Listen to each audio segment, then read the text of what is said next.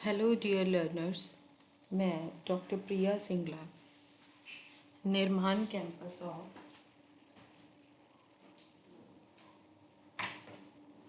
Education research and training Sunam की ओर से diploma of early childhood care and education के students की क्लासेस कंडक्ट कर रही हूँ। हमारी DECE 1 एंड DECE 2 की क्लासेस कॉन्टीन्यूसली चल रही हैं 1 by 1।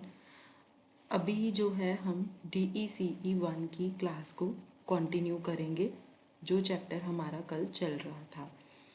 इससे पहले की जितनी भी यूनिट्स की क्लासेस हैं वो ऑलरेडी निर्माण कैंपस सुनाम के यूट्यूब चैनल पर अवेलेबल हैं। आपकी कन्वीनियंस के लिए मैं जो पहले की सारी क्लासेस हैं उनके लिंक्स इसके डिस्क्रिप्शन बॉक्स में डाल दूंगी। जैसे ही आपकी क्लास जो है वो ओवर होगी,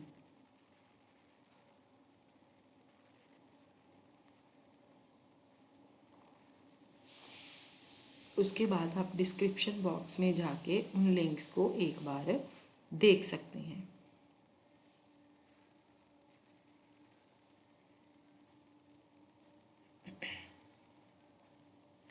यूनिट 21 हमारी चल रही थी। इसमें हम ऑलरेडी पढ़ चुके हैं games a waste of time. इसमें हम पढ़ चुके हैं कि इंडोर और आउटडोर गेम्स का डेवलपमेंट में क्या रोल होता है।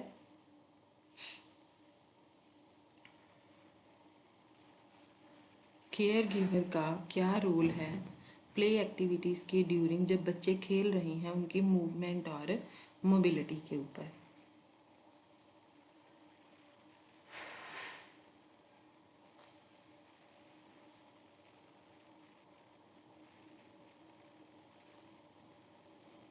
उसके बाद है हमारी play activities for gross motor development. Gross motor development के लिए कौन कौन सी जो प्ले एक्टिविटीज़ हैं वो करवानी चाहिए, जैसे कि रनिंग, चेजिंग, क्रॉलिंग और जंपिंग, हाइड एंड सीक, ये हम दोनों पढ़ चुके हैं।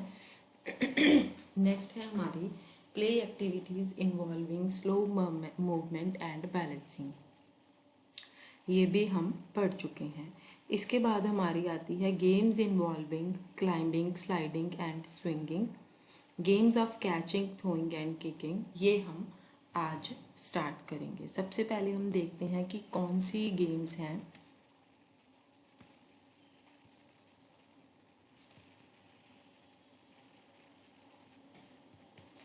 Climbing, games involving climbing, sliding and swinging.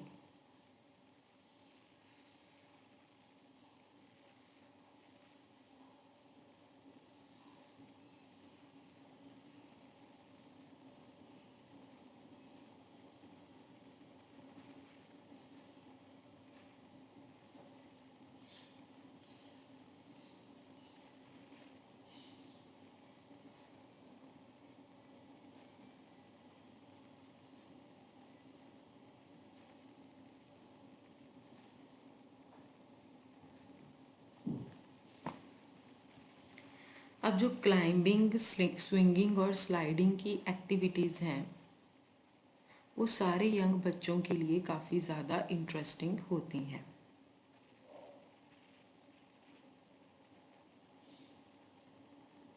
जो 4 साल का बच्चा होता है वो बहुत ही कम जो है डोर के थ्रू पास होता है, या फिर जो मतलब अपने स्टेयर केस होते हैं, पौड़ियाँ होती हैं, उनकी रोलिंग वो उनको ट्राई किए बिना, उनसे स्विंग किए बिना जो है पास आउट नहीं होता है। वो जनरली जब पौड़ियों से ऊपर की तरफ जाते हैं वो स्टेयर्स को यूज़ कम करते हैं, पर रेलिंग की तरफ से चढ़ना शुरू कर देते हैं। अगर कोई उनके आसपास कोई छोटा सा ट्री हो या कोई वुड के लॉग्स हों, जैसे कि ये दिखाया गया ना, बच्चे जिसके ऊपर चढ़ रहे हैं राउंड लॉग के, ये वुड के लॉग्स होते हैं, या आसपास ये हों, तो बच्चे जो हैं इनके ऊपर चढ़ने से खुद को कभी भी रोक नहीं पाते हैं।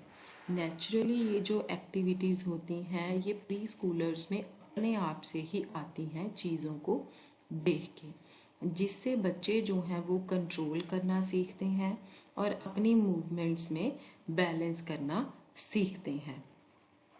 और इससे क्या होता है, बच्चों में कई तरह की नई स्किल्स जो हैं वो अपने आप से आ जाती हैं, है ना। बच्चे अपनी स्किल्स को खुद ही टेस्ट कर लेते हैं। पर कई बच्चे थोड़ा सा डरते हैं, है ना। जैसे वो दूसरे बच्चों को देखते हैं कि दूसरे बच्चे क्या ये डेंजरस काम कर रहे हैं, तो वो उनको देख के कई बार थोड़ा सा डरते हैं। जैसे कि अगर मान लीजिए फ्लोर से ऊपर थोड़ी सी हाइट के ऊपर कोई नैरो सीट हो, उसके ऊपर कभी उनको बैठना पड़ जाए, तो वो उन चीज़ों से थोड़ा सा डरते हैं।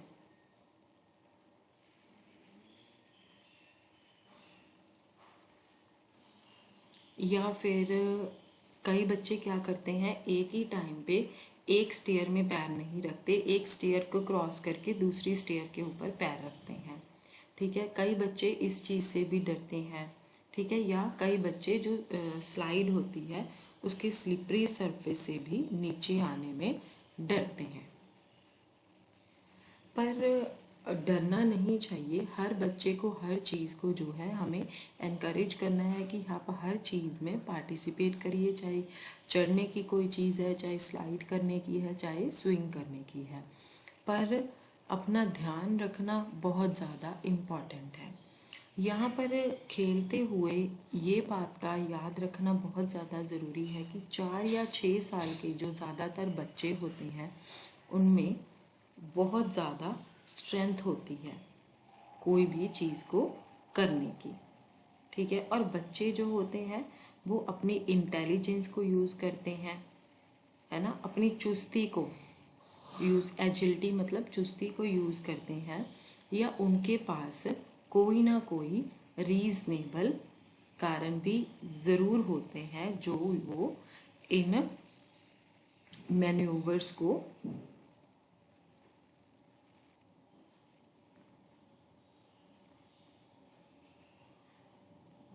मतलब कि ये वाले जो दाव पेच होते हैं, है ना, उनको अटेम्प्ट करते हैं। बहुत कम ऐसा होता है कि थोड़े बहुत बच्चे ऐसे भी होते हैं जो कंप्लीटली वो चीज़ों को ट्राई करते हैं जो कि उनकी एबिलिटी से बिल्कुल ओपोजिट होती हैं। बहुत ही कम बच्चे होते हैं ऐसे, पर ज़्यादातर जो बच्चे होते हैं वो ऐसी एबिलिटीज़ को ट्राई नहीं करते हैं। अगर आप किसी भी बच्चे को प्लेग्राउंड में खेलते हुए ऑब्जर्व करते हैं तो आप कई बार कोई चीज़ें ऐसी देखेंगे जहाँ पर बच्चे अपने आप को खुद को ही जज कर रहे होते हैं। अब प्री स्कूल सेंटर एक ऐसा है जो कि बच्चों को बहुत सारी अपॉर्चुनिटीज़ प्रोवाइड करता है, जैसे कि क्लाइंबिंग की, स्लाइडिंग की और स्विंगिंग की। अगर प्री स्कूल के ग्राउंड में बहुत सारे ट्रीज़ हैं जिसमें बच्चा चढ़ सकता है तो उसको उस इक्विपमेंट के बीच में कुछ भी करने की ज़रूरत नहीं होती है। आप वहाँ पर क्या कर सकते हैं, थोड़े से लॉग्स को वहाँ पर स्ट्रेटेजिकली रख सकते हैं ताकि बच्चों के लिए एक इंटरेस्टिंग पोजीशन जो है, इंटरेस्टिंग इन्वायरमेंट क्रिएट हो जाए, बच्चे उसके ऊपर चढ़ सकें और उसके ऊपर जंप भी कर सकते हैं, जैसे कि इस पिक्चर में दिखाया गया है। इसमें ऊपर नीचे का किया गया है। पहले बच्चे नीचे से ऊपर जाते हैं, फिर यहाँ पे आके बैलेंस, फिर यहाँ से फिर नीचे आना शुरू कर देते हैं। अब ये नेचुरल मटेरियल्स जो होते हैं इनको यूज़ करने की बजाय या अलग अलग तरह की जो पौड़ियाँ होती हैं वो भी हमें फिक्स कर देनी चाहिए ताकि बच्चे जो है उसके ऊपर चढ़ सकें।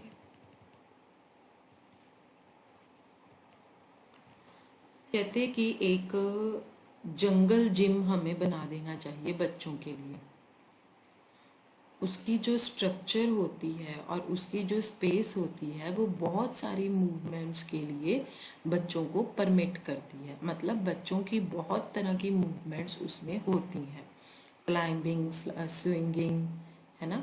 बच्चे जो होते हैं वो एक हाईएस्ट पॉइंट के ऊपर चढ़ने में उनको खुशी मिलती है, जैसे कि ये है, ठीक है। उन्होंने ये एक जंगल जिम टाइप डेवलप कर दिया। बच्चे यहाँ से चढ़ रहे हैं, चढ़ते चढ़ते वो जब यहाँ पे पहुँचते हैं, फिर देखो बच्चा यहाँ से एक स्विंग भी कर रहा है ना।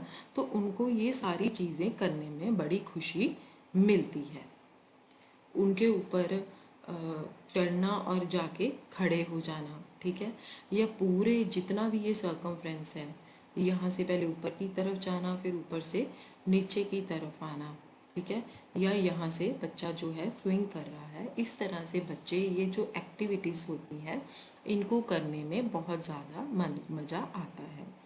जब बच्चे एक बार ऊपर नीचे बड़ी आसानी से चढ़ना उतरना मैनेज कर लेते हैं, तो ये जितने भी ये दाव पेच होते हैं, है ना, तो मतलब जितने भी ज़्यादा ये मुश्किल जटिल इंट्रिकेट मतलब जटिल दाव पेच होते हैं, जैसे कि अनूप करता है, उसको ट्राई करना शुरू कर देते हैं।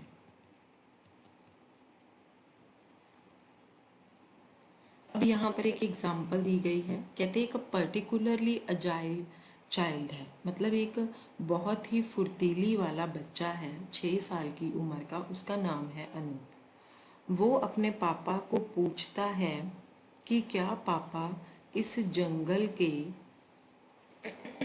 जो सेंटर वाला रिंग है, क्या हम उसके ऊपर एक रस्सी को टाई कर सकते हैं। उसके पापा ने उसको पूछा, बेटा ऐसा करने का पर्पज़ क्या है, हमें ऐसा क्यों करना है। पर अनूप ने उनको कुछ भी कहने से मना कर दिया। अनूप ने कहा कि चलो छोड़ो, कुछ नहीं है। फिर ये कहने की बजाय कि वेट एंड सी, उसके पापा ने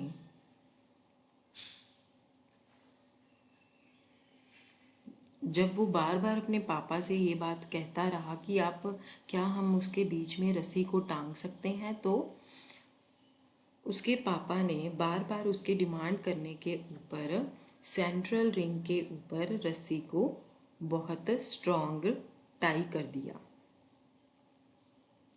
अनूप जो है वो रस्सी के ऊपर लटक गया और उसके ऊपर उसने झूलना शुरू कर दिया। अब वो अपने पैरों के साथ जंगल जिम की जो ऊपर वाली रॉड्स हैं उसको उसने बार्स को टच करना शुरू कर दिया, ठीक है। अभी ये छोटे टाइम के लिए अनूप की मतलब अनूप क्या था, हर बंदे के बीच एक सेंटर, मतलब उनका जो है एडमायरेशन बन गया। जितने भी बच्चे वहाँ खेल रहे थे उन सब के लिए वो एक प्रशंसक बन गया, है ना। बच्चे उसको सारा देखना लगे। अब ये जो जंगल जिम है ये एक इमेजिनेटिव प्ले को भी एनकरेज करता है। वो कैसे करता है कि हम बच्चों को मटेरियल्स प्रोवाइड कर सकते हैं, जैसे कि छोटी छोटी बकेट्स हो गई, रोप्स हो गई, है ना, या फिर वुड के पतले पतले प्लैंक्स हो गए, या फिर छोटी पौड़ी हो गई, है ना। लकड़ी के प्लैंक मतलब लकड़ी के तख्ते जो होते हैं। कहते कि अब आपको ये देखने को मिलेगा कि वो उनको जंगल जिम के ऊपर अपने खेलने के लिए यूज़ करते हैं, जैसे कि एक ग्रुप बच्चों का कर रहा होता है ऑलरेडी। ये जो ग्रुप होता है वो ये प्रिटेंड करता है, ये सोचता है कि जंगल जिम एक फॉरेस्ट है।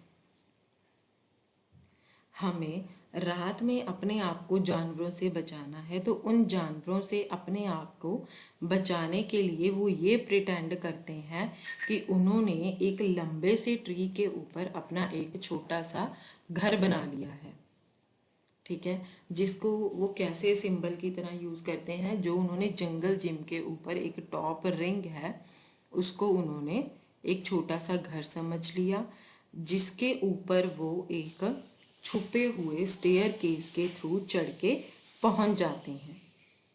जो स्टेयर केस है, जो रॉड्स लगी हुई हैं, उन्होंने उसको अपनी एक छोटी सी पौड़ी बना लिया, ठीक है, और उसको जंगल के पास रख लिया। तो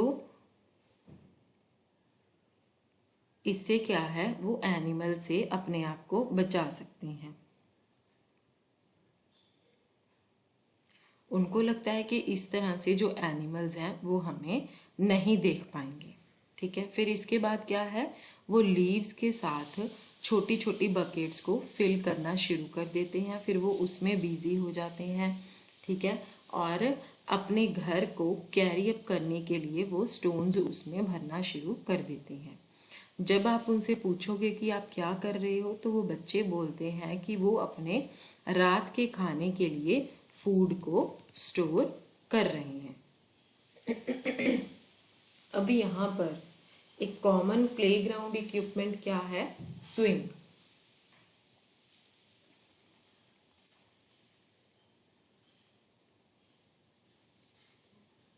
The rhythmic to and fro motion is an exhilarating activity for some children.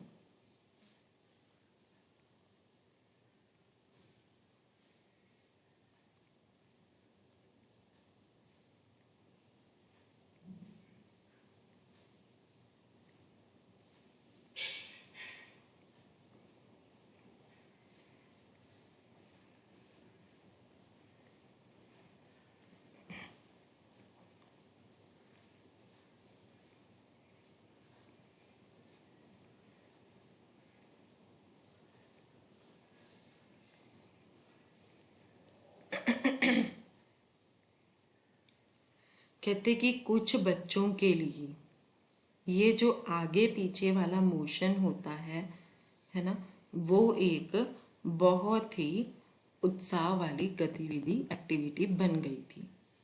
अब इस एक्टिविटी को करने के लिए उनको क्या चाहिए था, बैलेंस चाहिए होता है और अपने ऊपर कंट्रोल करना, है ना, अपने आप को हैंडल करना जो है वो बच्चों को आना चाहिए।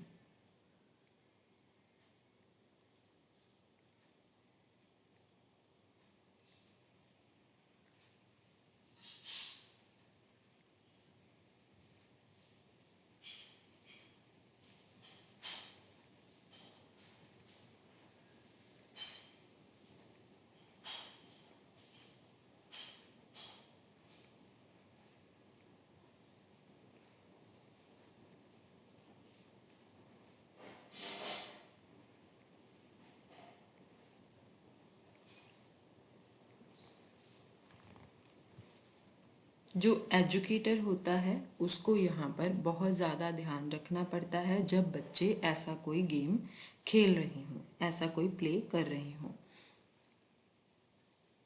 कहते कि जब स्विंग करने से बच्चों को ये आइडिया मिल जाए कि इसमें हम स्पीड को कम या ज़्यादा भी कर सकते हैं, इसमें स्पेस और मोशन भी होती है, तो उनके लिए ये एक रीज़न बन जाता है कि अब हम एक डेंजरस एक्टिविटी करेंगे, ठीक है। इनके लिए जो बच्चों की जजमेंट होती है वो काफ़ी पुअर होती है। कभी कभी बच्चे क्या करते हैं, जैसे एक बच्चा स्विंग कर रहा है और जो बाकी के बच्चे होते हैं वो उनके आसपास मूव करना शुरू कर देते हैं, या जो बच्चा स्विंग करना शुरू कर देता है, ठीक है, उसको लगता है कि वो हवा में मूव कर रहा होता है।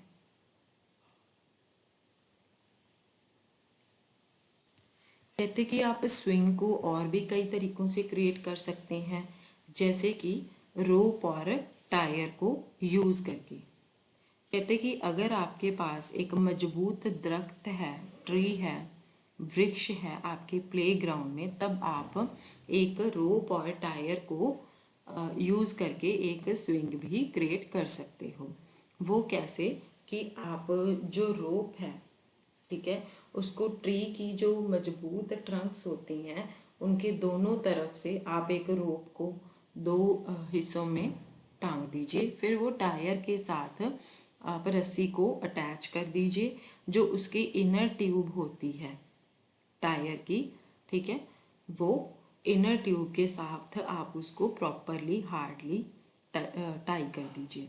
अब ये एक स्विंग बच्चों के लिए रेडी हो जाता है और बच्चे इसको हर पॉसिबिलिटी के साथ एक्सप्लोर करते हैं, डिफरेंट स्टाइल्स के साथ और मूवमेंट की टेक्निक्स के साथ जो हैं वो इसको एक्सप्लोर करते हैं।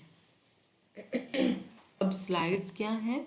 वो दूसरी कॉमन और इंटरेस्टिंग प्लेग्राउंड इक्विपमेंट है।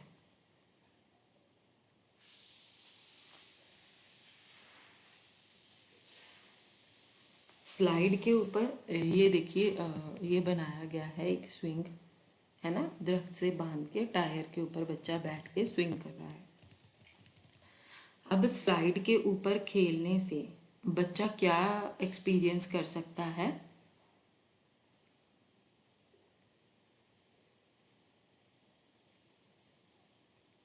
स्लाइड के ऊपर खेलने से बच्चा अलग अलग तरह की मोशंस को एक्सपीरियंस कर सकता है, डिफरेंट स्पीड्स को एक्सपीरियंस कर सकता है, मोशंस की डिफरेंट स्पीड्स को बच्चा एक्सपीरियंस कर सकता है। ठीक है, बैलेंस बनाना सीख सकता है और कंट्रोल करना भी सीख सकता है।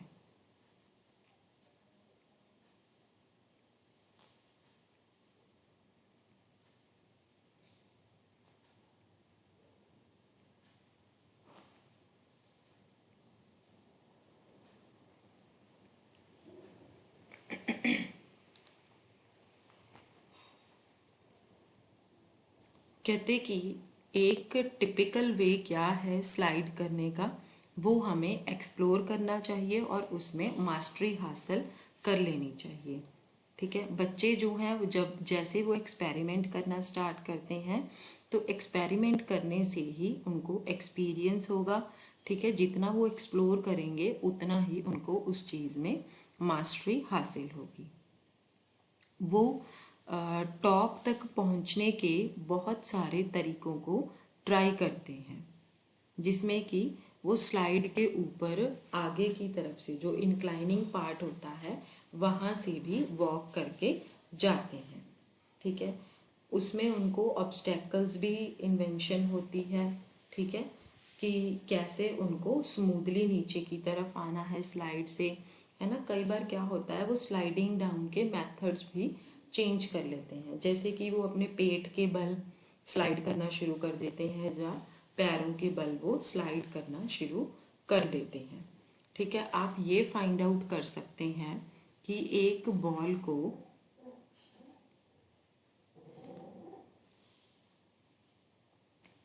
जो स्लाइड के फुट होते हैं वहाँ पर आप एक बॉल को प्लेस कर सकते हैं।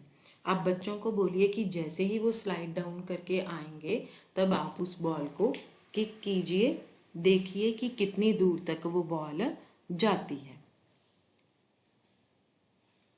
बच्चे क्या हैं, अलग अलग चीज़ों को एक्सपेरिमेंट करते हैं, जैसे कि वो जब स्लाइड से नीचे आते हैं तो वो अलग अलग ऑब्जेक्ट्स को रोल करके भी एक्सपेरिमेंट कर सकते हैं और इस तरीके से ऑब्जर्व करिए कि वो कैसे जो ऑब्जेक्ट है वो मूव करता है। कहते ये बच्चों के साइंटिफिक एक्सपेरिमेंट का एक शुरुआत होती है और बच्चों की फिजिकल फिनोमिना की अंडरस्टैंडिंग होती है, जैसे कि फ्रिक्शन, मूवमेंट, स्पीड और डायरेक्शन। ऑफ कोर्स वो अडल्ट्स की तरह जैसे अडल्ट्स इन कंसेप्ट को समझते हैं वो बिल्कुल भी वैसे उनको समझ नहीं सकते, और स्पेशली वो तब तक उनको नहीं समझ सकते हैं जब तक कि वो खुद इन चीज़ों को एक्सपेरिमेंट नहीं करते हैं। वो सिर्फ इन चीज़ों को कर रहे होते हैं और कि वो इंजॉय कर रहे हैं। ठीक है, और ऐसी प्लेफुल या खुद से शुरू की गई हुई या कुछ इंटरेस्टिंग एक्टिविटीज़ जो होती हैं वो शुरू करते हैं, जो बाद में क्या है एक कंसेप्ट भी बन जाएंगी। अगर आप टिपिकल स्लाइड को अरेंज करने के योग्य नहीं होते हैं, जो कि एक बच्चा जो है प्ले ग्राउंड में देखता है आम तौर पे, तब आप क्या कर सकते हैं कि आप ब्रिक्स को यूज़ कीजिए और वुडन प्लैंक या मेटल का कोई प्लैंक यूज़ कीजिए। जैसे इस एग्जांपल में दिखाया गया है कि इन्होंने ये पीछे ब्रिक्स रख दी हैं और इधर भी 2 ब्रिक्स रख दी हैं और उसके ऊपर उन्होंने एक प्लैंक को रख दिया है, मेटल या वुडन प्लैंक को आप रख सकते हैं। देखिए इन्होंने ये एक इंक्लाइनिंग की फॉर्म में रखा हुआ है, पीछे ब्रिक्स जो हैं वो ज़्यादा रख दी हैं, ठीक है, और यहाँ पर 2 ओपोजिट साइड्स के ऊपर ब्रिक्स को रख दिया है और यहाँ पर ज़्यादा ब्रिक्स रख दी हैं ताकि जो बच्चा जब उसके ऊपर वेट डाले तब वो गिरे नहीं। और डिफरेंट हाइट और लेवल के ऊपर इससे क्या है, जो स्लाइड होती है उसमें बच्चों को आप वेरिएशंस भी बता सकते हैं। जैसे इस प्लैंक के ऊपर क्या है, बच्चे कई बार चलना भी शुरू कर देते हैं अपने टोज और हील्स के साथ, है ना। कई बार वो अपने सिर के साथ भी चल कर, जैसे कि वो चलते हैं उसी तरह वो अपने सिर के बल चल के भी अपना बैलेंस ट्राई करने की कोशिश करते हैं। अब जैसे जैसे बच्चा जो है वो ये स्ट्रक्चर को बनाता है तो वो एक हाइट को भी रेज कर सकता है, ठीक है। अब आपको ध्यान रखना है, देखना है कि यहाँ पर कोई भी शार्प एजेस जो हैं वो नहीं होनी चाहिए।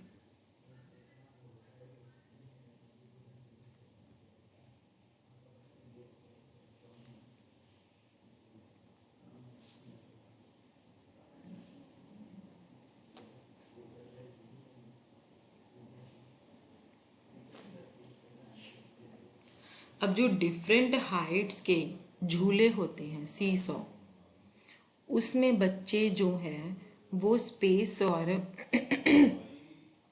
भी कई तरह की सेंसेस को एक्सपीरियंस करते हैं, जैसे कि बैलेंस की सेंस को, वेट की सेंस को या फिर ग्रेविटी की सेंस को एक्सपीरियंस करते हैं, है ना। जैसे जो सी सॉ होते हैं उसमें ही बच्चे जो हैं वो काफ़ी तरह के एक्सपेरिमेंट कर लेते हैं।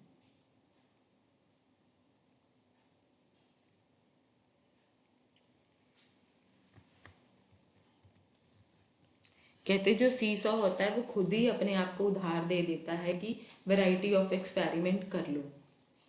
एक बच्चा, ठीक है, वो एक टिपिकल तरीके से सी सॉ के एक साइड पे बैठ जाएगा। आप देख सकते हैं कि बच्चा जो है वो सी सॉ को बैलेंस करता होता है उसके फलक्रम के पास खड़ा होके,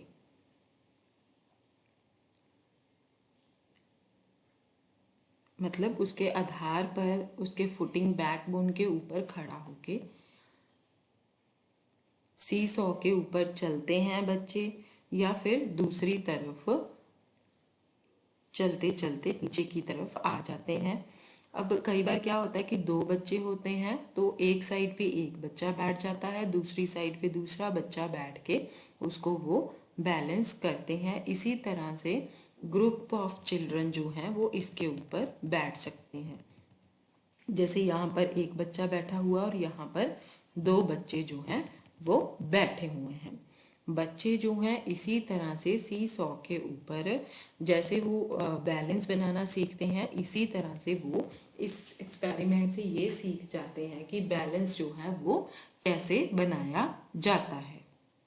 अब वो एरिया जिसमें ऐसे इक्विपमेंट स्लाइडिंग, स्विंगिंग और बैलेंसिंग के लिए इंस्टॉल किए जाते हैं वो ग्रासी होनी चाहिए या सैंडी होनी चाहिए, ताकि जब बच्चा गिर जाए तब बच्चे को चोट से बचाया जा सके।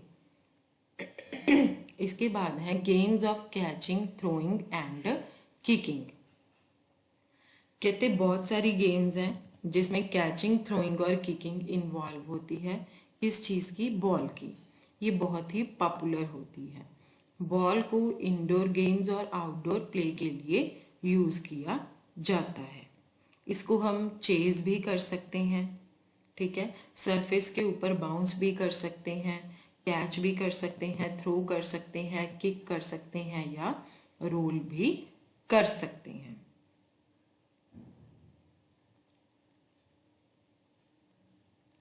अब जो यंग प्री स्कूलर्स होते हैं वो बॉल को फेंकना और बाउंस करना उनको बहुत ही अच्छा लगता है। ठीक है। अब स्लोप के ऊपर से जब आप बॉल को फेंकते हैं, नीचे की तरफ रोल करते हैं, तो बच्चा उसके पीछे भागना शुरू कर देता है बॉल को देख के। इसी तरह से आप कई तरीकों से जो दूसरी गेम है आप उसको भी प्लान कर सकते हैं। जैसे कि चेयर्स और टेबल्स को यूज करके आप एक टनल बना सकते हैं और दो बच्चों को इसके बिल्कुल एंड छोर पर बैठने के लिए कह सकते हैं। एक बच्चा क्या है, वो बॉल को टनल के थ्रू फेंक के दूसरे बच्चे की तरफ फेंकेगा। ये जो गेम है वो इसी तरह से कंटिन्यू चलती रहती है। जैसे जैसे बच्चे की स्किल्स इम्प्रूव होती हैं, जो टनल्स हैं हम उनको और भी लंबा बना सकते हैं और गेम को और भी ज़्यादा डिफ़िकल्ट बना सकते हैं।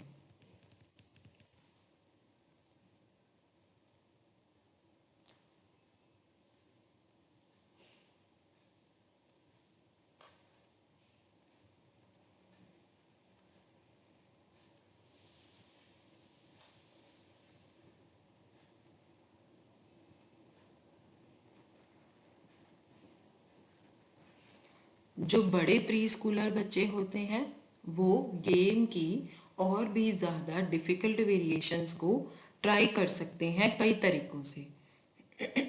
जैसे कि हम बच्चे को बोल सकते हैं कि वो अपनी लेग्स के साथ लाइन के एक तरफ जो है जाके खड़ा हो जाए। बच्चा जो है वो लाइन के एक तरफ से बॉल को टनल के थ्रू दूसरे बच्चे की तरफ पास करे जो कि टनल के दूसरी तरफ खड़ा हुआ है। अब दूसरा बच्चा क्या है, जब उसने बॉल को कैच कर लिया फिर वो सेम एक्शन को दोबारा से रिपीट कर सकता है। जब बॉल जो है वो लाइन में लास्ट बच्चे तक पहुंच जाती है और बच्चा उसको पिक कर लेता है, तब वो लाइन के हेड की तरफ भागता है दोबारा उसको देने के लिए। जैसे मान लीजिए पहले एक बच्चा खड़ा है, फिर टनल आती है, फिर दूसरा बच्चा, फिर टनल, फिर तीसरा बच्चा, फिर टनल। ऐसे बच्चे आपस में पास थ्रू करते रहते हैं ग्रुप में। जब बिल्कुल लास्ट बच्चे की तरफ गेंद पहुंच जाती है तो वो फिर से दोबारा जो पहला बच्चा होता है बॉल को उठा के उसकी तरफ भागता है ताकि दोबारा उसको बॉल दे सके और दोबारा से वही प्रोसेस जो है वो स्टार्ट हो सके और उनकी जो गेम है वो कंटिन्यूशन में चलती रहे। ये जो बॉल को पास करने का मेथड है ये चेंज भी हो सकता है। जैसे कि एक बच्चा पहले भाग के हेड की तरफ गया, ठीक है, या फिर एक नई गेम की बच्चा जो है वो दोबारा से टनल में से हेड की तरफ बॉल को पहुंचाए।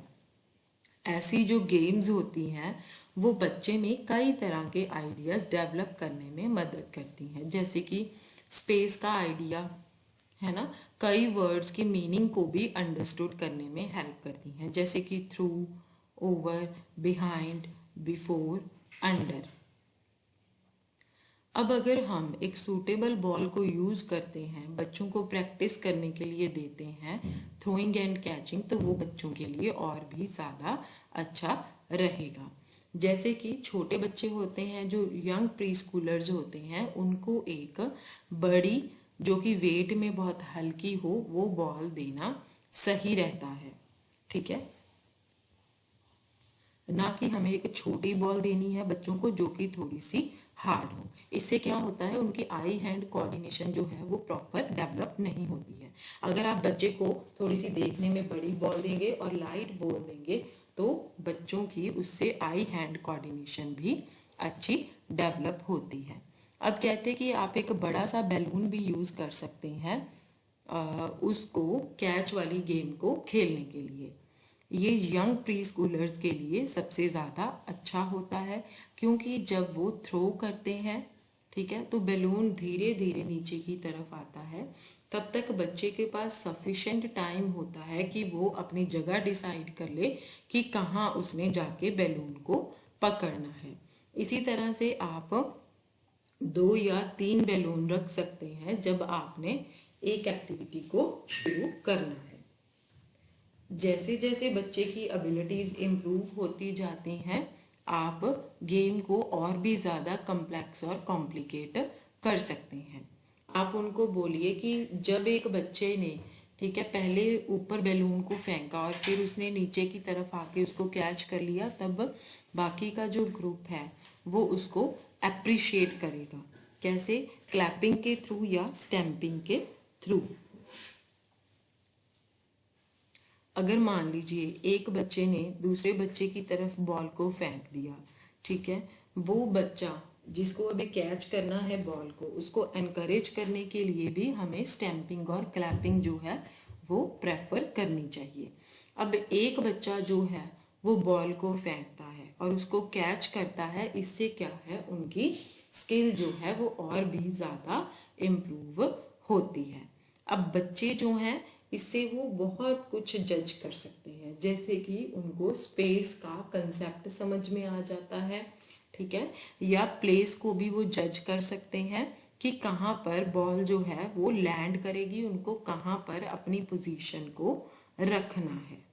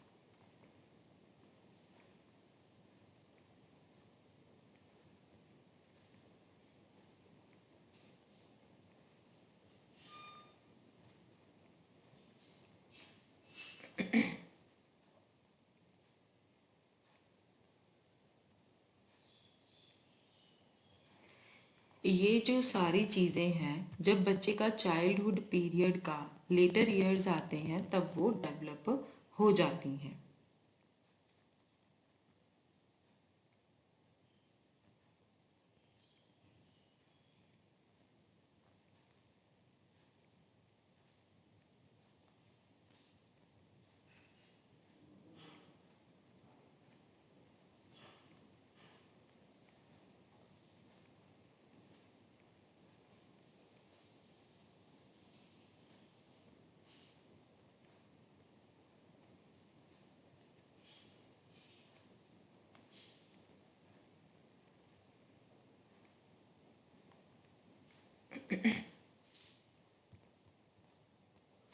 अब बैलून्स और बॉल्स को यूज़ करने की बजाय हम और भी कई चीज़ों को, ऐसी गेम्स को खेलने के लिए यूज़ कर सकते हैं, जैसे कि सॉफ्ट बैग हो गया।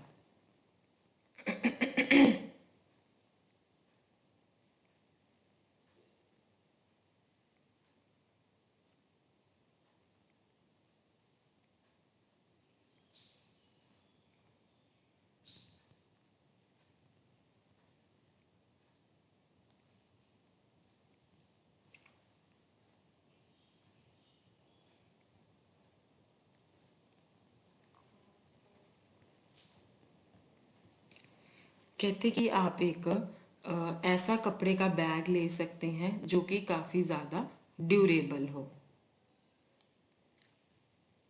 ठीक है, और उसको न्यूज़पेपर के साथ फिल कर दीजिए, या कोई भी चीज़, सीड्स डाल दीजिए, ड्राइड बीन्स डाल सकते हैं, कॉटन, और उसको दूसरी तरफ से जो है आप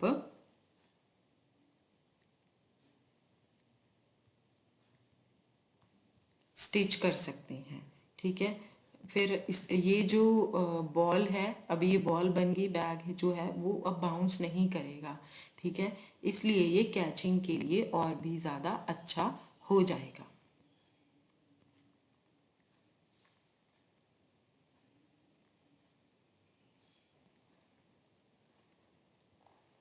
बच्चे उसमें बहुत कुछ सीखते हैं, जैसे कि वो अपनी लेग्स की मूवमेंट को कोऑर्डिनेट करना भी सीखते हैं। कोई भी चीज़ ज़मीन के ऊपर रखी हुई है तो वो उस चीज़ को किक करते हैं। जैसे कि गेम्स हैं जो कि अपॉर्चुनिटीज़ को प्रोवाइड करती हैं ताकि किकिंग के लिए उनको अपॉर्चुनिटीज़ प्रोवाइड करती हैं। ऐसी जो चीज़ें हैं वो एक केयर गिवर द्वारा ही ऑर्गेनाइज करनी चाहिए।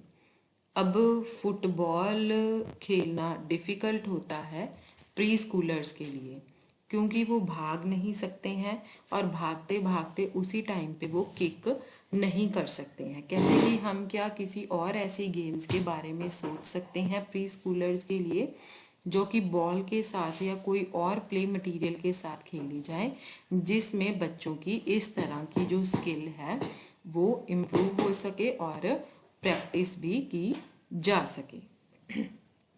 अब एक गेम जिसमें कि जजमेंट और प्रिसीजन इन्वॉल्व होती है।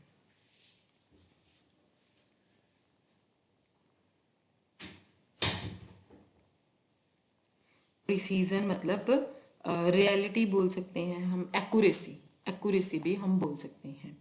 एक ऐसी गेम जिसमें जजमेंट इन्वॉल्व होती है और एक्यूरेसी इन्वॉल्व होती है, ताकि मतलब बंदा अपनी लेग्स को अगर यूज कर रहा है कि वो किस तरह से उसको खेल सकता है। जैसे इस पिक्चर में दिखाया गया है कि एक बच्चे के एंकल के साथ मीडियम साइज के बैलून को बांध दिया गया है। फिर उन बच्चों को बोला गया है कि वो दूसरे बच्चे के बैलून के साथ इसको स्टैम्प करें और इसको ब्लो ऑफ कर दें। सेम टाइम पे क्या है, जो दूसरा बच्चा है उसको बोला गया है कि जब दूसरा बच्चा आपके बैलून को फोड़ने की कोशिश करेगा तब आपने अपने बैलून को बचाना है।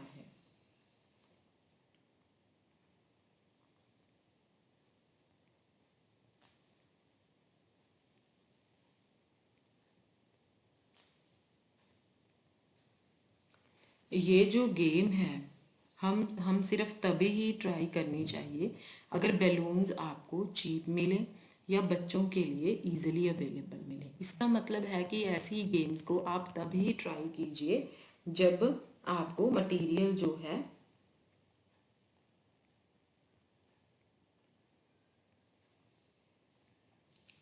वो थोड़ा चीप भी मिल सके। प्ले एक्टिविटीज़ हैं जो कि हम अभी ग्रोस मोटर डेवलपमेंट के लिए प्ले एक्टिविटीज़ का कर रहे थे।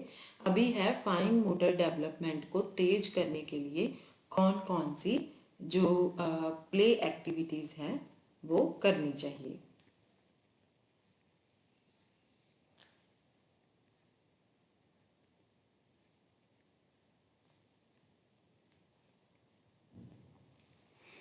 अब जो गेम्स और प्ले एक्टिविटीज़ हैं जो बच्चे की फाइन मोटर एबिलिटीज़ को डेवलप करने में मदद करती हैं, उनके लिए हमें ज़्यादा स्पेस की ज़रूरत नहीं पड़ती है, क्योंकि हम पहले ये डिस्क्राइब कर चुके हैं कि जितनी स्पेस हमें ग्रोस मोटर एबिलिटीज़ को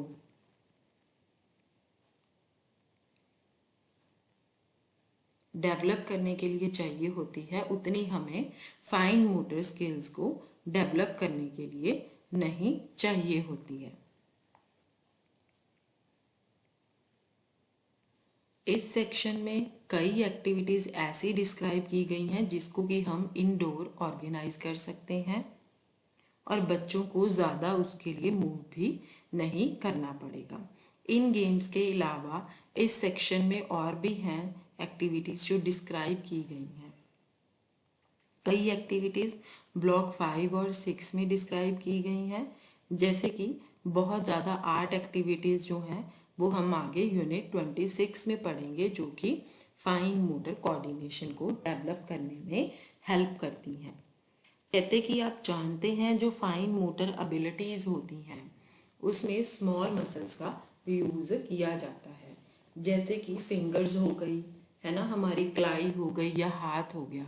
इन मसल्स का यूज़ जो है वो किया जाता है। अब जो फाइन मोटर कोऑर्डिनेशन होती है वो बहुत ज़रूरी होती है कई छोटे छोटे कामों को करने के लिए, जैसे कि लिखना, टाइप करना, ठीक है, या किसी चीज़ को बांधना, शू के लेसिस को बांधना, ठीक है, डोर की जो नोब्स होती हैं उनको बंद करना, बटन लगाना, या सीजर को, कैंची को यूज़ करना। अब छोटी हाथ की छोटी मसल्स के ऊपर जो कंट्रोल होता है, जैसे कि रिस्ट हो गई, फिंगर्स हो गई, इसमें बच्चों की जो आई हैंड कोऑर्डिनेशन है वो ये डिसाइड करती है कि बच्चा अपना काम जो है वो कैसे कंप्लीट कर सकता है।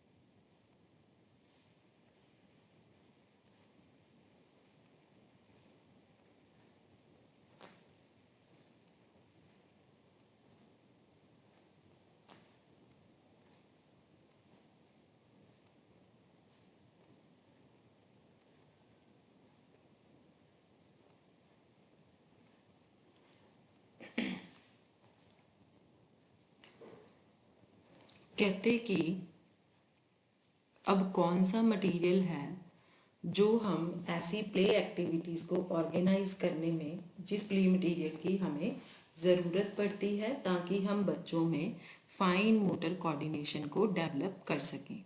कौन कौन सा मटेरियल है, जैसे कि बॉटल के ढक्कन हो गए, कैप हो गए बॉटल के, paper, pen, bangles, spoons, marbles, beads, colours, blocks, pebble, है ना, या ब्लंट एज की सीजर्स हो गई हैं। अब हम इन प्ले एक्टिविटीज़ के बारे में पढ़ेंगे जो कि हम बच्चों की फाइन मोटर स्किल्स को रिफाइन और इम्प्रूव करने में यूज़ कर सकते हैं।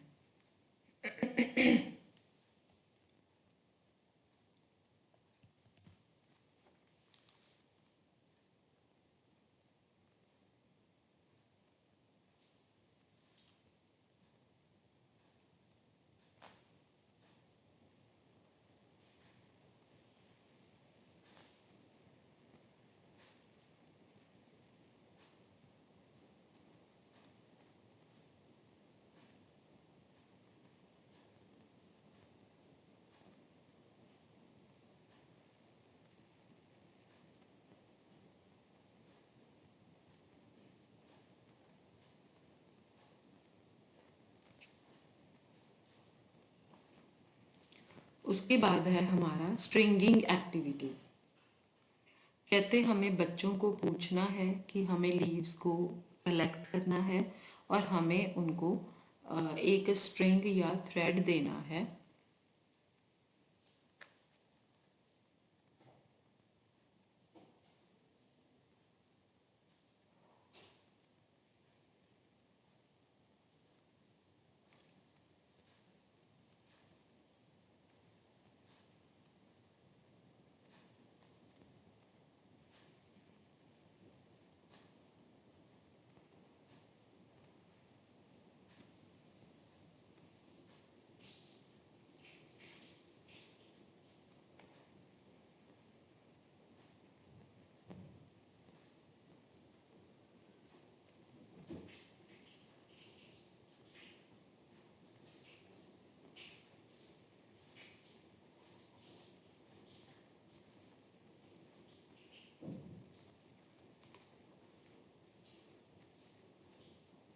अब जो नेकलेस होते हैं वो इन स्ट्रिंग्स, लीव्स की स्ट्रिंग्स को यूज़ करके, जैसे लीव्स को बच्चे, ये देखिए पिक्चर में दिखाया गया है कि बच्चे जो हैं लीव्स को, जैसे ये कोई पिक्चर क्लियर नहीं है पर राउंड कोई चीज़ उसमें डाल रहे हैं नेकलेस को बनाने के लिए। आप लीव्स की बजाय उनको स्ट्रिंग्स भी बीड्स प्रोवाइड कर सकते हैं स्ट्रिंग करने के लिए, या और भी कई वेरिएशंस आप स्ट्रिंगिंग एक्टिविटी के लिए बच्चों को दे सकते हैं। स्ट्रिंगिंग एक्टिविटी की और वेरिएशंस भी आप बच्चों को दे सकते हैं, जैसे कि आप कार्डबोर्ड में होल करके बच्चों को दे सकते हैं और साथ में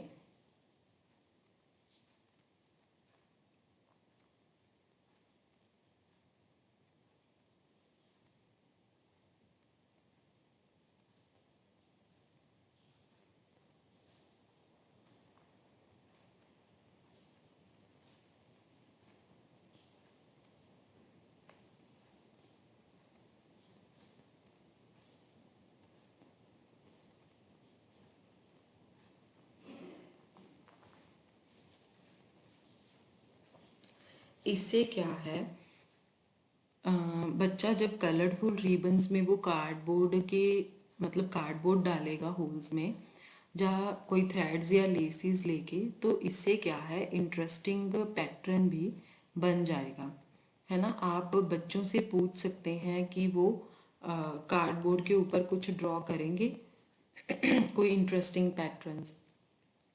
आप होल को पंच कर सकते हैं पिक्चर की आउटलाइनिंग के साथ साथ जो बच्चों ने ड्रॉ की है, ठीक है। या फिर आप जैसे जैसे बच्चे जो हैं इन होल्स में थ्रेड डालते जाएंगे, तो बच्चे इन पिक्चर्स की आउटलाइनिंग को देखकर बहुत ज़्यादा इंजॉय करेंगे।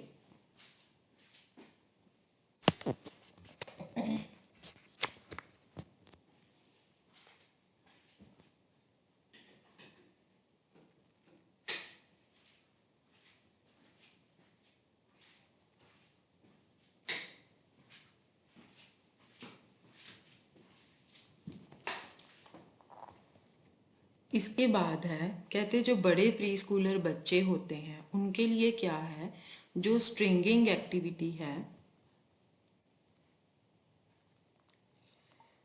हाय प्रज्ञा, हाउ आर यू। प्रज्ञा, मेरा मतलब ये है कहने का कि जैसे और भी चैलेंजेस हम चैलेंजिंग बना सकते हैं किस तरीके से सॉरी जैसे कि आप एक थिक पेपर का पीस ले लीजिए, उसको फोल्ड कर लीजिए हाफ, ठीक है।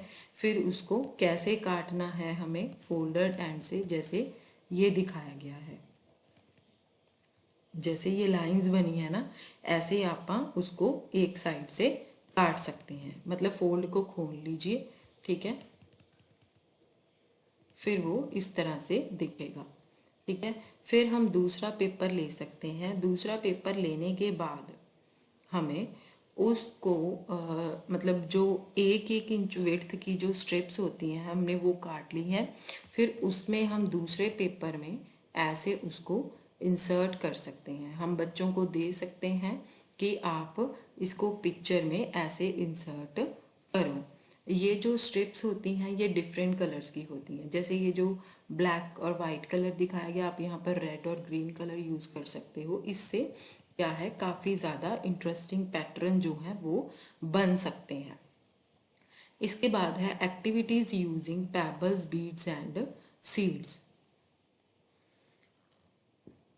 कहते कि बच्चा जब अपनी फिंगर्स को यूज़ करके पेबल्स को हैंडल करता है, बीड्स को हैंडल करता है, सीड्स को हैंडल करता है, या और भी कई छोटी छोटी चीज़ों को हैंडल करता है, जिससे क्या होता है बच्चे का अपनी फिंगर्स के ऊपर कंट्रोल भी बढ़ जाता है, और जो एक्यूरेसी है ना, वो भी अपनी फिंगर्स के ऊपर कि कैसे मैंने अपनी फिंगर्स को स्मॉल उसमें यूज़ करना है।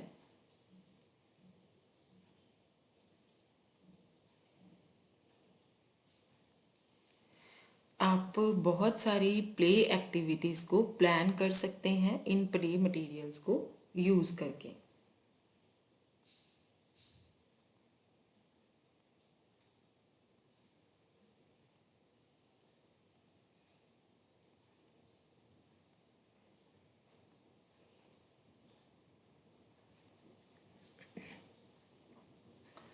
अब हम बच्चों को एक पेबल्स, बीड्स और सीड्स ये दे सकते हैं। हम उनको बोल सकते हैं कि आप इनको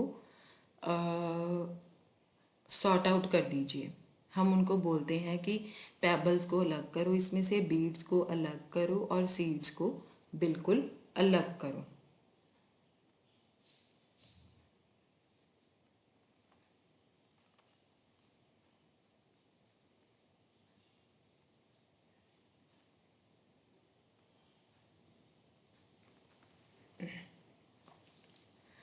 इससे क्या है, बच्चों को एक तो उनकी फाइन मोटर की डेवलपमेंट होगी, है ना, और उनकी क्लासिफिकेशन की भी आइडियाज़ उनको डेवलप होंगे। उनमें सेंस ऑफ क्लासिफिकेशन, मतलब क्लासिफिकेशन का जो पॉइंट है वो भी उनको वहाँ पर क्लियर हो जाएगा। अब सीड्स और लीव्स हम उनको दे सकते हैं ताकि वो उससे को लार्ज बना सकते हैं।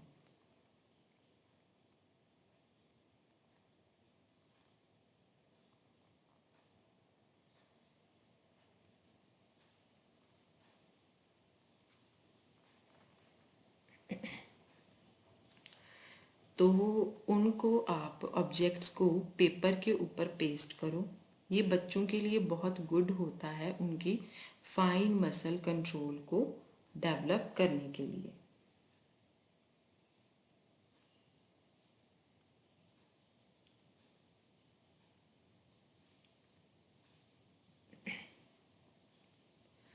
अब हम फ्लोर के ऊपर कुछ शेप्स को ड्रॉ कर सकते हैं और बच्चों को पूछ सकते हैं कि वो पेबल्स, लीव्स, मार्बल्स या बॉटल कैप, सीड्स या ऐसी कई चीज़ें जो हैं वो उसके ऊपर पेस्ट कर सकते हैं। जैसे फॉर एग्जांपल आपने एक सर्कल लगा दिया, ठीक है, उस सर्कल के ऊपर आप बच्चों को बोलिए कि इसमें आप कुछ भी पेस्ट कर सकते हैं, आउटलाइनिंग के ऊपर पेस्ट कर सकते हैं।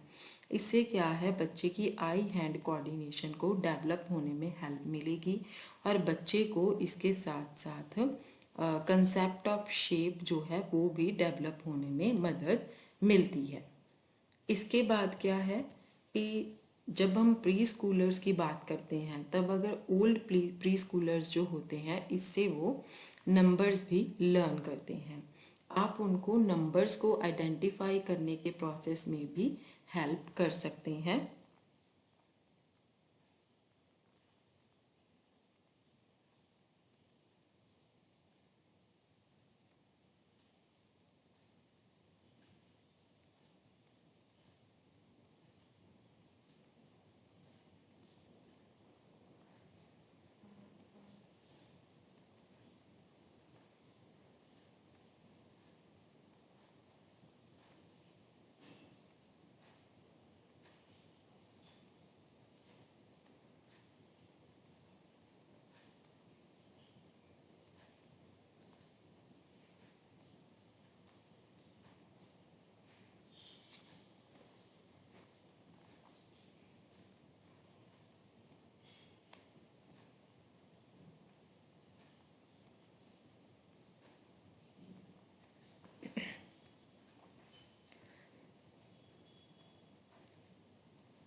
जैसे कि आप बच्चों को फ्लोर के ऊपर नंबर लिखने के लिए बोल सकते हैं या पेपर के ऊपर नंबर लिखने के लिए बोल सकते हैं। फिर आप उनको बोलिए कि जितने नंबर पेपर के ऊपर लिखे हुए हैं उतने ही पेबल्स जो हैं आप वहाँ पर निकाल के रख दीजिए उसकी आउटलाइन के ऊपर। उसके बाद है हमारी कंस्ट्रक्शन एक्टिविटीज़।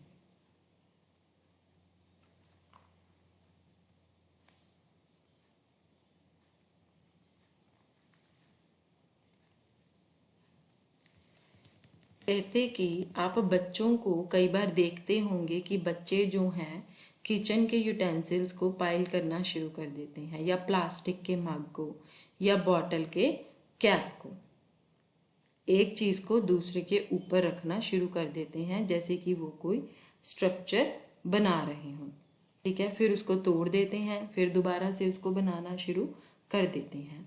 इसी तरह से जो कंस्ट्रक्शन की एक्टिविटीज़ होती है तो वो प्री स्कूल ईयर्स में काफ़ी ज़्यादा पॉपुलर होती है।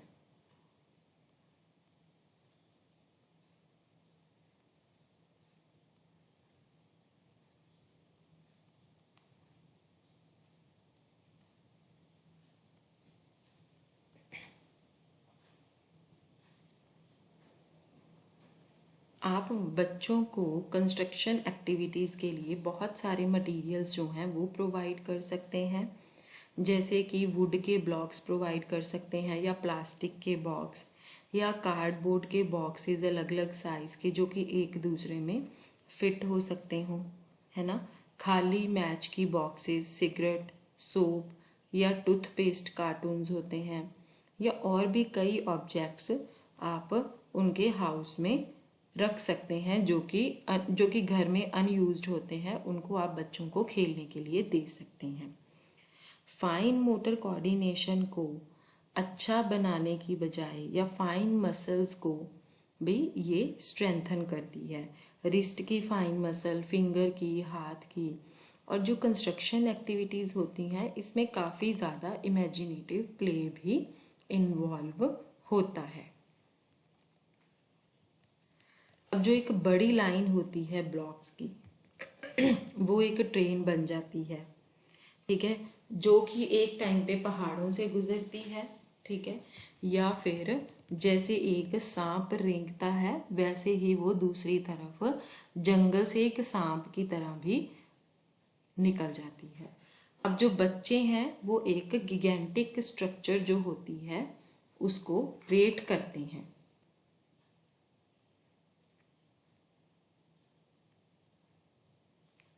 मतलब एक बहुत बड़ी स्ट्रक्चर के क्रिएट करते हैं जब वो बोलते हैं शिप।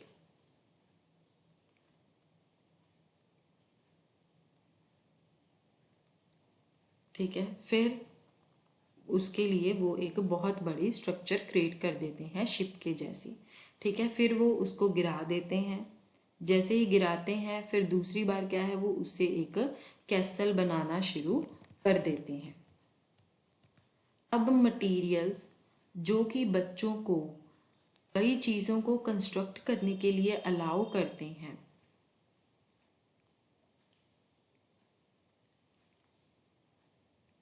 वो प्री स्कूल सेंटर का भी पार्ट हो सकते हैं, क्योंकि वो बच्चों को बहुत ज़्यादा इनवैल्यूएबल अपॉर्चुनिटीज़ प्रोवाइड कर रहे हैं ताकि बच्चे जो हैं वो अपने आइडियाज़ को एक्सप्रेस कर सकें और अपने विचार को शेप्स के थ्रू जो है वो देख सकें। अब जो कंस्ट्रक्शन एक्टिविटीज़ होती हैं वो बहुत ही तेज और नॉइजी होती हैं। वो बच्चों को बहुत सारी अपॉर्चुनिटीज़ देती हैं, जैसे कि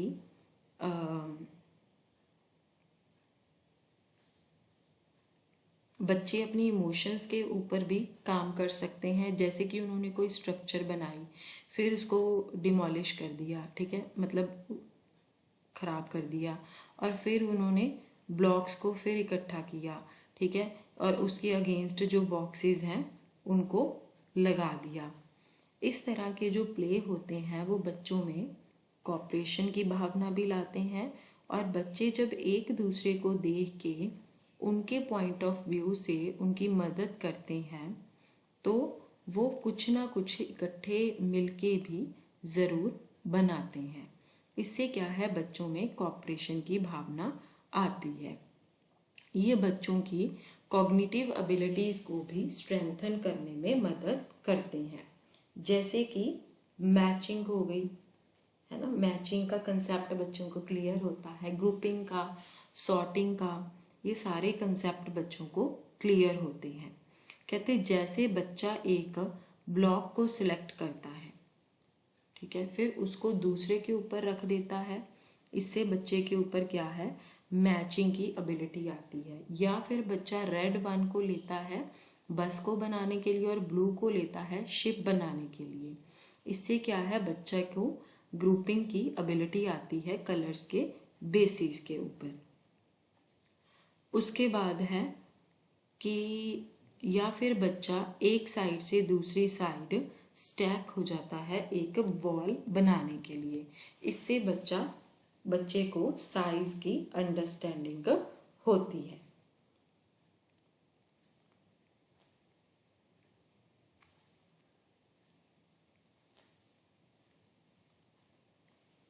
कहते हम मटेरियल्स के बारे में पढ़ते हैं कि एक बच्चा जो है वो कंस्ट्रक्शन एक्टिविटीज़ को यूज़ कर सकता है, इस तरह से वो हमने ऊपर वाले पैराग्राफ में पढ़ लिया है। अब इसकी बजाय क्या है कि आप अपने आप से ब्लॉक भी बना सकते हैं उसको खरीदने की बजाय।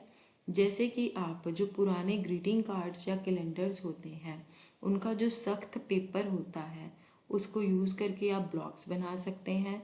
आप पेपर को कैसे कर सकते हैं ये फिगर में दिखाया गया है। फिर आप पेपर को फोल्ड कर सकते हैं डॉटर लाइन के साथ साथ और उनके एंड्स को ग्लू या टेप के साथ चिपका सकते हैं। कहते जब जो बड़े प्री स्कूलर्स होते हैं जब वो एक साथ काम करते हैं कोई चीज़ को बनाने के लिए, तो ज़्यादातर जो प्री स्कूलर्स होते हैं वो इंडिपेंडेंटली खेलते हैं ब्लॉक्स के साथ या और कोई मटेरियल्स के साथ। इसीलिए जब एक बच्चों का ग्रुप एक क्लास में खेल रहा होता है तो सफिशेंट प्ले मटेरियल का होना बहुत ज़्यादा ज़रूरी होता है। इसके बाद है play with water and sand. कहते बच्चे जो होते हैं वो सैंड और वाटर के साथ खेलना उनको बहुत पसंद होता है, पर कई अडल्ट्स ऐसे होते हैं जो कि उनको बड़ा वहम होता है इस चीज़ के बारे में कि बच्चा गीला हो जाएगा और उसके ऊपर मिट्टी लग जाएगी। ठीक है, पर अगर आप फील करेंगे तो बच्चा अब भी बिल्कुल साफ ही रहता है। अगर आप ये देखें कि बच्चा जो है वो क्या एक्सप्लोर कर रहा है और क्या डिस्कवर कर रहा है। ठीक है, ये कंसेप्ट जो है वो बिल्कुल गलत है कि बच्चा गीला और मिट्टी से भर जाएगा। जब बच्चा पानी, सैंड और मड के साथ कोई एक्सपीरियंस करता है तब उसको सीखने की अपॉर्चुनिटीज बहुत ज़्यादा मिलती हैं। ठीक है, इससे क्या है बच्चे में और भी ज़्यादा अलर्टनेस आती है कि एजुकेटर ये देख सकता है कि बच्चा जो है वो मड को और वाटर को एक दूसरे के ऊपर ना फेंके। बस एजुकेटर का काम है कि ये ध्यान रखना है, ये भी पक्का करना कि बच्चे के एप्रन जो है वो ज़रूर बंधा होना चाहिए ताकि बच्चे के कपड़े और हाथ जो हैं वो ज़्यादा गंदे ना हो। उनके पैर, फेस जो हैं, जब सब प्ले ख़त्म हो जाए उसके बाद हम बच्चों को वॉश भी कर सकते हैं। अब हम पानी के प्ले की बात करें। कहते कि आप बच्चों के लिए एक प्ले ग्राउंड में एक परमानेंट छोटा सा पॉन्ड बना सकते हैं, या फिर आप कोई टब्स या छोटे बेसिन्स लेके बड़े, उसमें आप पानी को स्टोर कर सकते हैं। आप बच्चों को अलग अलग साइज और शेप के बीकर्स और कंटेनर्स दे सकते हैं, फनल्स, प्लास्टिक टॉयज या ऑब्जेक्ट्स दे सकते हैं। ऐसे जो एक्सपीरियंस होते हैं वो बच्चे में कंजर्वेशन के आइडिया को डेवलप करने में मदद करते हैं। इससे क्या है बच्चा शेप, साइज और वॉल्यूम के आइडिया के बारे में भी सीखता है। जो पानी का खेल होता है वो बच्चों को कई तरह के कंसेप्ट जो हैं वो डेवलप करने में मदद करता है, जैसे कि हैवी और लाइट, फ्लोटिंग और सिंकिंग, है ना, क्या चीज़ हल्की है, क्या भारी है, क्या तैर रही है, क्या डूब रही है, और कई प्रॉपर्टीज पानी की जानने को मिलती हैं। इसके बारे में जब हमारी यूनिट 22 आएगी तब उसमें एजुकेटर ने कैसे पानी से रिलेटेड एक्टिविटीज़ को प्लान किया है प्री स्कूल बच्चों के ग्रुप के साथ। कहते कि जब हम सैंड प्ले की अपॉर्चुनिटी प्रोवाइड करते हैं तब हम एक ओपन प्लेग्राउंड में, है ना, या फिर एक जो इम्प्रोवाइज एक इंडोर होता है उसमें हम एक पिट को बना देते हैं। फिर हम बच्चों को जब सैंड के साथ खेलने के लिए बोलते हैं तब बच्चों की फाइन मोटर कोऑर्डिनेशन जो है वो डेवलप होती है, क्योंकि बच्चे लड्डू बनाते हैं, पैनकेक बनाते हैं, घर बनाते हैं। इसकी बजाय जो सैंड प्ले है वो एक इफ़ेक्टिव मीडियम होता है बच्चे की जो इमेजिनेशन होती है उसको नर्चर करने का। बच्चा इसमें रोल प्ले स्टिमुलेट होता है उसमें, और रोल्स को बच्चे जो हैं वो अच्छे ढंग से निभाते हैं और अपने इमोशंस को एक्सप्रेस करते हैं, जो कि वो दूसरों के सामने कई बार दिखाने से हिचकिचाते हैं। यहाँ पर बच्चे सैंड के साथ खेल रहे हैं, है ना, वो जायंट्स, डेमो और किंग के बारे में स्टोरीज को भी बना सकते हैं। हमें बच्चों को सैंड पिट में यूज़ करने के लिए डिफरेंट साइज के कंटेनर्स देने चाहिए। ठीक है, और डिगिंग के लिए और सैंड को कंटेनर में पुट करने के लिए भी हमें बच्चों को कोई ना कोई चीज़ ज़रूर देनी चाहिए। इससे क्या है बच्चा जो है मेजरमेंट और शेप के बारे में भी सीखता है। ठीक है, ये सारी चीज़ें बच्चों को डिफरेंट शेप्स को कंस्ट्रक्ट करने में भी हेल्प करती हैं। कई बच्चे, है ना, रूल्स, अगर बड़े उन पे कोई रूल्स लगाते हैं तो वो अनकंफर्टेबल फील करते हैं, पानी और सैंड के साथ खेलना, तो उनको इसके साथ खेलने में डर लगता है कि वो कहीं गंदे ना हो जाए। ठीक है, इससे क्या है, जो बहुत बड़ा सेंसरी एक्सपीरियंस होता है बच्चे उससे पीछे रह जाते हैं। इसलिए हमें बच्चों को खेलने के लिए एनकरेज करना चाहिए। पेरेंट्स से बात करो और ये पक्का करना चाहिए कि वो बच्चों को फालतू की टेंशन्स ना दें कि बच्चे इससे गंदे हो जाएंगे। इसके बाद है हमारा आर्ट एक्टिविटीज़। कहते कि क्रेयॉन्स, ब्रशेस, पेंसिल्स को यूज़ करके बच्चा ड्राइंग, पेंटिंग और प्रिंटिंग कर सकता है। ऑब्जेक्ट्स बना सकता है क्ले के साथ, पेपर को फाड़ के या पेपर को फोल्ड करके, पेपर को कटिंग करके या पेस्ट करके। ये सारी जो एक्टिविटीज़ हैं ये भी फाइन मोटर स्किल्स को डेवलप करने में हेल्प करती हैं। इसके बाद है हमारा inter relatedness of learning experiences. ये हम अपनी नेक्स्ट क्लास में कंटिन्यू करेंगे। आज की क्लास हम यहीं पर ओवर कर देते हैं। Thank you dear learners.